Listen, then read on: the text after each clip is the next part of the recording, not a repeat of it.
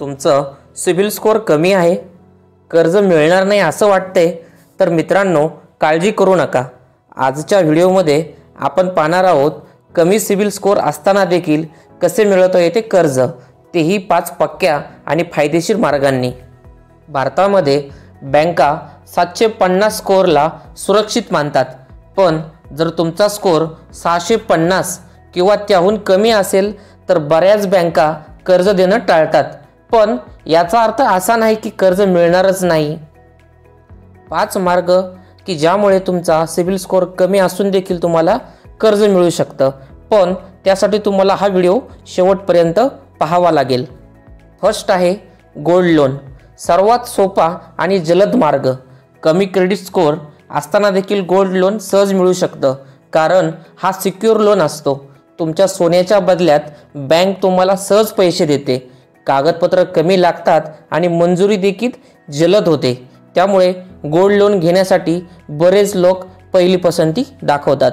जर तुमचा स्कोअर कमी असेल पण तुमच्या घरामध्ये कुणाचा स्कोअर जर चांगला असेल तर तुम्ही जॉइंट लोन हा उत्तम पर्याय वापरू शकता।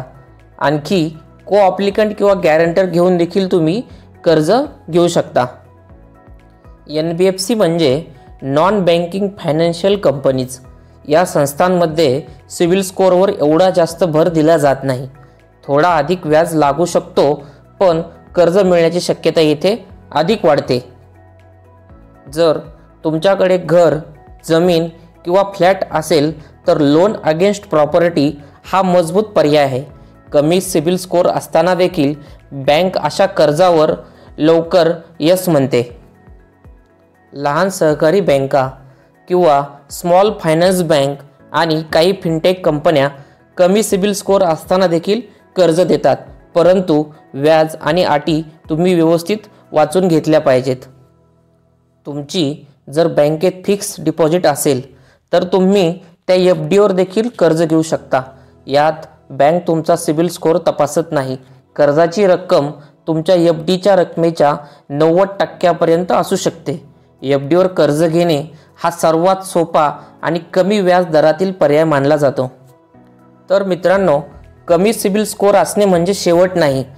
या 5 मार्गांपैकी तुमच्यासाठी योग्य पर्याय निवडा आणि कर्ज मंजुरीची संधी वाढवा। व्हिडिओ आवडला असेल तर लाईक करा, शेअर करा आणि सबस्क्राईब करायला विसरू नका। तोपर्यंत धन्यवाद।